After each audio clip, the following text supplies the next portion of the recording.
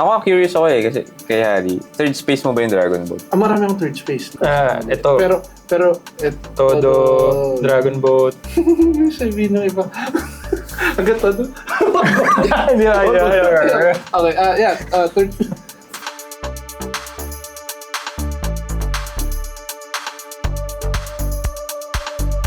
Welcome back to another episode of Todo Career. I'm Pats, that's JD, that's Harry. Anong pag-usapan natin today, Pats? If you guys remember, medyo matagal na kasi. We released a survey tapos tungkol siya sa working habits of the Gen Z and Millennials. Yung aim namin dito is to see any differences, no?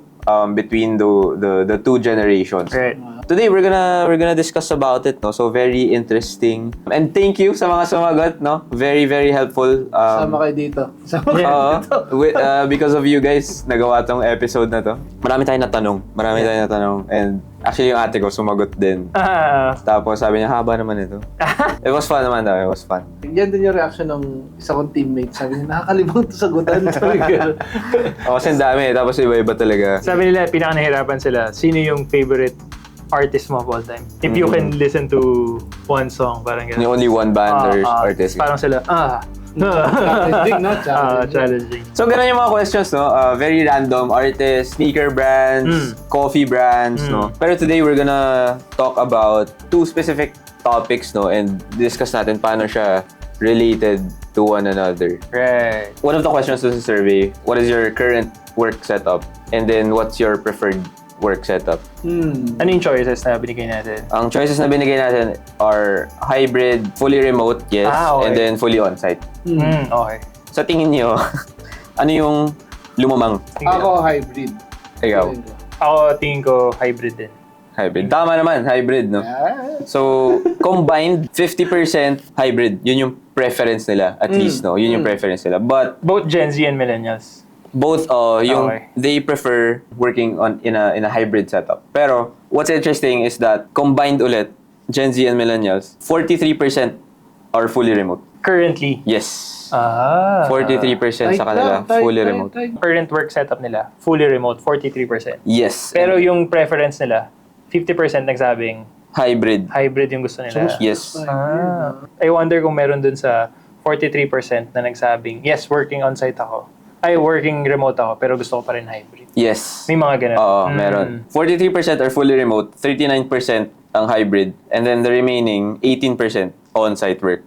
Currently. Oo. Okay. Pero ang top preference pa rin, hybrid talaga. Pero gusto kong malaman bakit kaya hybrid, 'di ba? Bakit hindi ka na lang pwedeng mag-work Fully from full remote? Alam ko ikaw kayo parehas, hybrid. Hybrid. Ako, Ikaw, anong preference mo?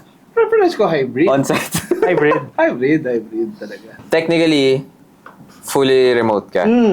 Pero gusto mo pa rin hybrid. Hybrid. So isa ka dito. Kala ko ba di ka sumagot? Hindi ako sumagot pero nabulungan ko yung mga tropa. Hybrid. Ako hybrid. Ako din same eh. Fully remote ako, pero gusto ko hybrid.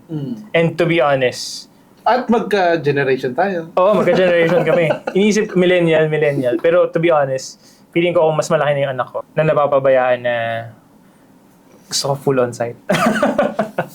Yes. Bakit? Bakit? Full on-site, given na malapit lang yung papasukan ko saan ako nakatira. Pero kung malayo, kung one hours. No. Sige. Hindi. Basta yun, may condition ako na gano'n. Yun yung May condition reservation ako. mo. Yeah, yun yung reservation ko. Granting na nangyari. Malapit lang? Bakit? Na malapit lang? Bakit? Mas nakafocus ako sa work kapag nasa work ako. Gusto Pag ko nasa na office. nahihiwalay yung trabaho ko sa bahay ko, sa buhay ko sa bahay. That's Yeah. that's nice. Kasi gusto ko, and sobra akong nakaka-focus pagdating sa office. Yeah. Babalikan natin yan mamaya. That's an interesting Sige. interesting point. Sige. Pero Harry, fully remote technically. Pero preference mo pa rin hybrid. Hybrid. Anong Kaya pumupunta rin talaga ako ng office twice a week. So, ganun. Kasi, for me, medyo may similarity yung sagot dun sa on-site take niya. Pero, sa akin naman, ang dating kasi sa akin, nare-refresh ka na, ano ka, nag-work ka, ganun. So, usually Monday, Tuesday ako nag-office. Para yun yung pambuelo ko that week, na naka-mindset ako na may gagawin na. Nag-iiba lang yung kwento kung may mga kailangan puntahan sa office, etc. But at least twice a week pinupuntahan ko. Yun nga, aside sa nakakapagpaalala na nag-work ka, ganyan, nagsaset siya ng tone na Tama. Kasi start of the week. Yeah, start of the week, di ba? So, pero kung bakit din hybrid talaga is iba, walang tatalo sa face-to-face na socializing sa team members mo. Agree. Yeah. Gets. Pero bakit gusto mo yung may work from home aspect? Ay, yun naman, doon na mag-iiba na tapatin na natin. Ikaw, mismo, galing ka sa traffic, di ba? Ako, way back, pre-pandemic, way back, tagal na kasi, yun, nung magka-work pa kami, pupunta ako ang pasok ko is 8. Aalis ako ng bahay na alas 5, alas 6, tatakbo na lang ako sa Area. oval para malapit na ako sa office, iwas traffic. And then pag uwi ako ng 5, rush hour na rin na naman, tatakbo na lang muna ako para palipas rush hour. Kasi, aminin natin, pag nasa traffic ka, patay ang productivity mo eh. Wala kang nagagawa. Diba? And at the same time, yun nga, yun lang din yung kalaban. Yung minsan, nauutosan ka sa bahay. Yeah. Diba? Sandali lang naman. May meeting ako eh. Ugasan mo lang naman to. Gawin mo nga sa opisina to. Ugasan mo nga to. Diba, hindi ba mangyayari yun eh. So yun, yung combination of both. Then there's a pros, there's a cons. So balance naman siya for me. I agree na it's a balance. No? Yeah. I need the office also. Kasi wala naman akong sariling space sa bahay. So like sa dining table ako. You know, so yun din, tama ka na hindi ko nahihiwalay yung work sa relaxation. There's definitely a balance kapag hybrid. No? Nice. Another question that we asked was physical activity. No? Or how often do these people, specifically millennials and Gen Zs, engage in physical activities? Exercise. Alright. Yes. No? Basta galaw-galaw to, galaw-galaw. Galaw-galaw, no? Ano ma- choices natin? Ang choices natin ay rarely, which is more than a month na silang hindi nakapag-workout. So Yun parang yung- let's assume once a month. Parang ganun. yes. Halos. Oo. Zero. Yes, yes. And then, once a week, or sometimes, Okay. merong routinely, which is 2 to 3 times a week. Every Or other day, parang ganun. Okay. every other day. And then, ito yung mga matitindi, which is the regularly. 5 times a week or More. daily. Daily. Or, okay. Oo. May idea ba kayo kung ano yung... Ako tingin ko routinely. 2 to 3. Yung marami. yung top? Gen Zs and millennials, no? So mostly, either nagtatapos ng college or working na, no? Na Yes. medyo matagal ng working. Feeling ko, given that, ano yung sometimes? Sometimes once a week. Oh. Ilan doon ako? Feeling ko yun yung pinakamarami. Safe yun. Safe. Got it. Okay. So, ang top answer is rarely. Halos hindi. Halos hindi. Oo, halos hindi. So to Busy give busy. BC. yeah, to give the numbers lang, no. So 33% rarely, 28% once a week, 25% is 2 to 3 times a week, and then only 12% Yung mas exercise daily. Regular. Paunti na paunti. paunti ng paunti habang dumadami yung population. Yes, yes. So parang naman, parang mga-classify mo naman sa general population na konti rin naman talaga yung super athlete, sa professional I agree. train. Ako nga, nung nag-start ako mag-gym, I was surprised na, not a lot of people pala yung nag-engage into exercises in general or more specifically nag-gym, no? Pero, we don't know kasi, kunwari, yung chores, or yung maglalaba or like pagsasampay. That's also a physical activity, Sobrang diba? frustration yan. Tuwing sinasabihan ko yung nanay ko na, Nay, kailangan niyo po, gawin to. Sasabihin niya palagi sa akin. Kung nakita mo lang yung ginawa ko dito. Nagdilig ako, kanina pa ako paikot-ikot sa bahay. Tapos parang ako, ganun eh. As in, palaging consistent yun. Baka may mga ganun na, Retreat nila yun. Parang yun na lang yung kino-consider nila na... Ayoko i-contest kasi hindi ako doctor. But Right. Baka it helps. Baka pwede. Pero basing lang sa limited knowledge ko, iba rin talaga kung may workout ka na dedicated for your time. Yep. However, pag tinitingnan ko pag narinig ko dun sa data, halos magkakadikit lang yung first 3. right. Diba? Yung huling-huli, yung regular, yung daily. Yun yung naging 12% yung 12%, lang. yun lang yung pinakamababa. Which is talagang mahirap naman din yun. Daily ako, nag-workout. Dahil yun yung program ko. And kung mag-workout ako a day, let's say sa gym, I spent like 30 to 45 minutes max. Konti lang. Sa gym, yeah. Oo. And you know what's interesting din?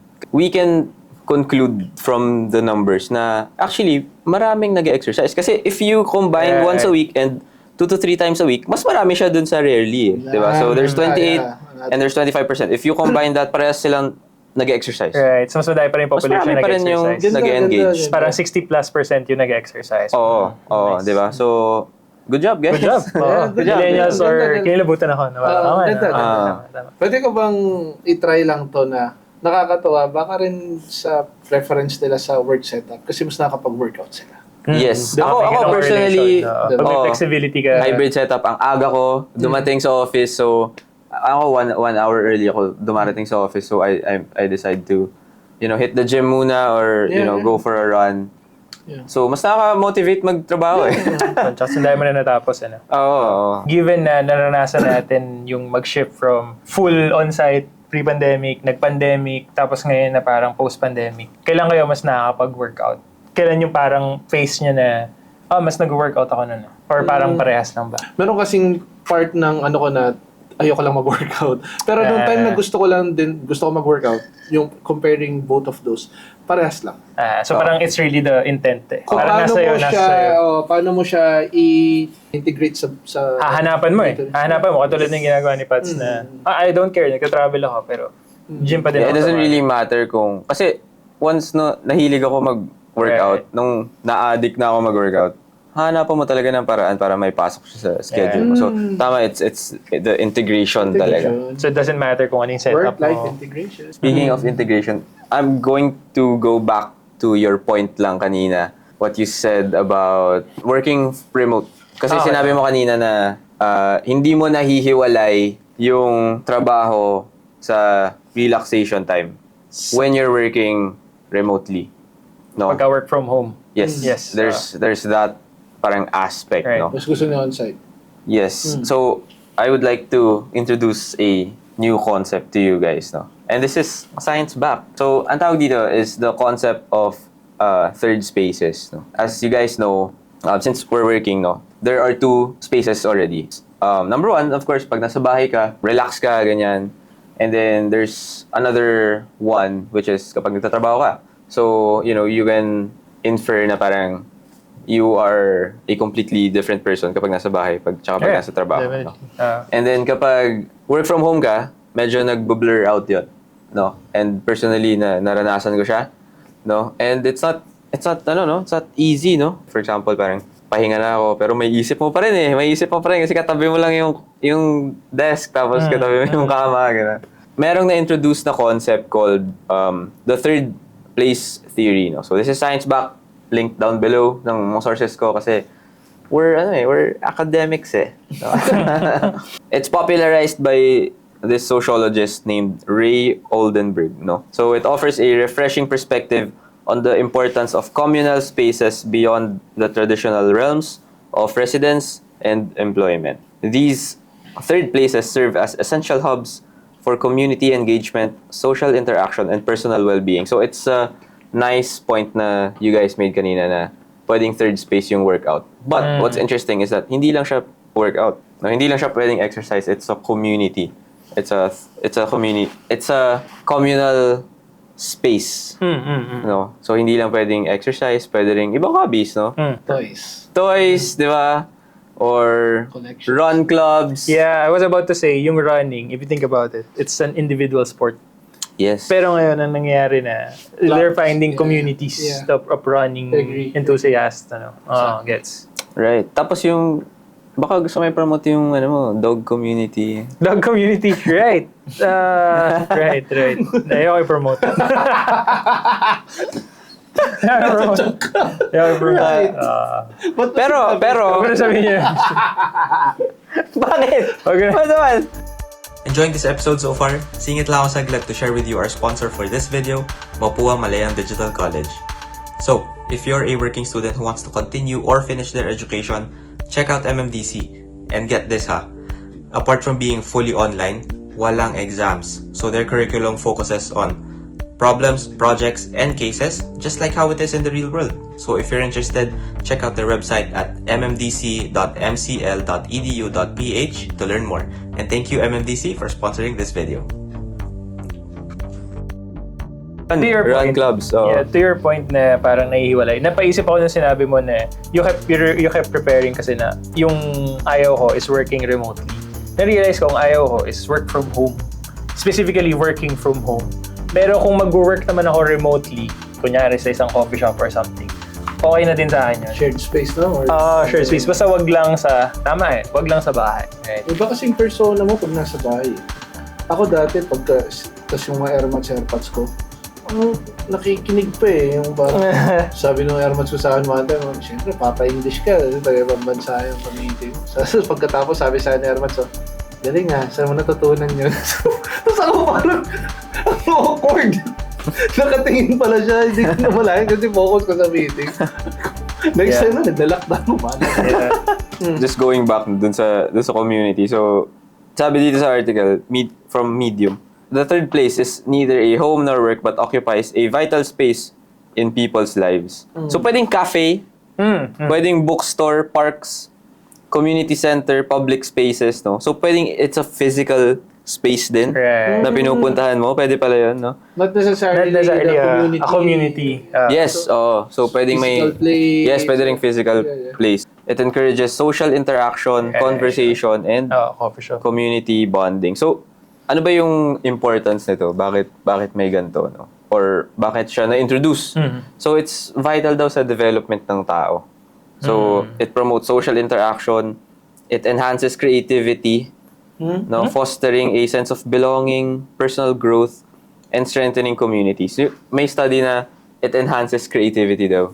So, ang ganda lang kasi parang may napanood akong video still about third spaces. For example, nagso-sports ka, no, like you engage in sports, not just enhances creativity, pero parang ang dami mo natutunan sa sarili mo. So, for example, nag-tennis ako. Isang session lang, no? Sobrang dramatic, pero after one session, kasi diba, ang tagal ko nang hindi naglaro. Tapos, sobrang bano ko na natatamaan ko yung coach. Natatamaan ko yung bola, sobrang nakakaya. Kasi syempre, may inis ka sa sarili mo eh.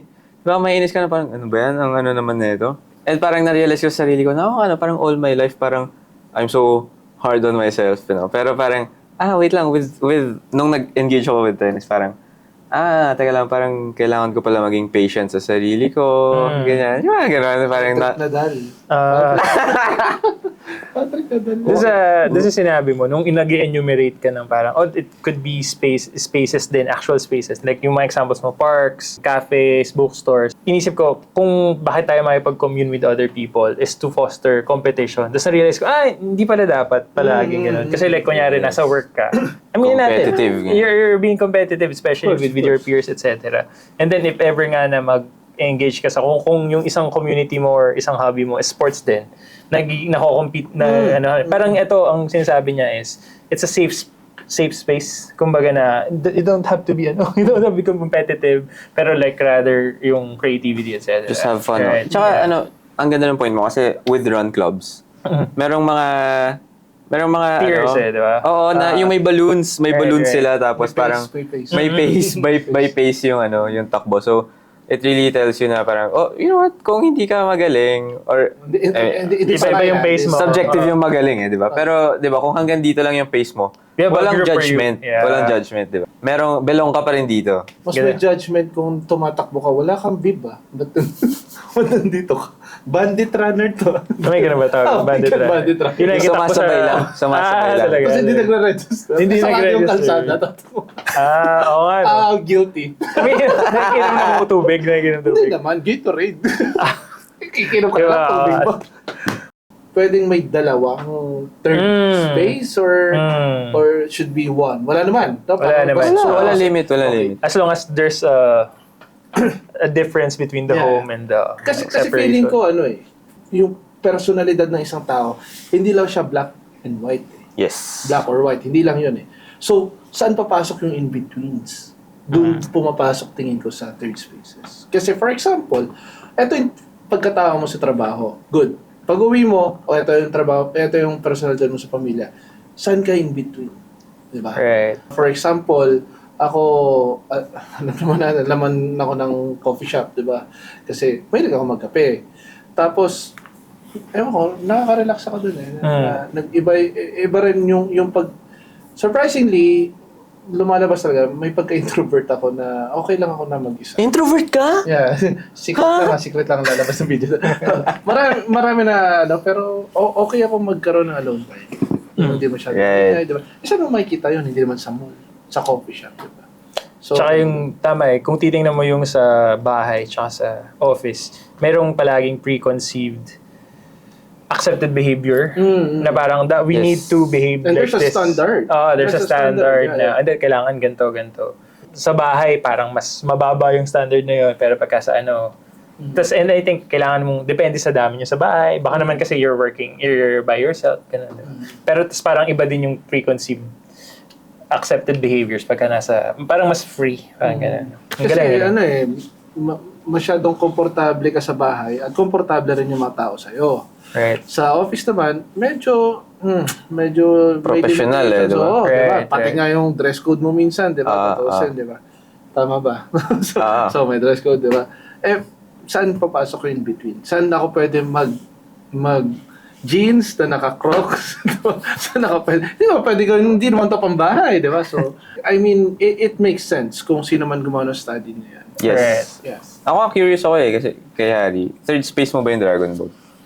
Marami akong third space lalabas. Ito. Pero Todo, Dragon Boat. Yung sabihin ng iba. Agad todo. Hindi ba? Okay, third. Okay.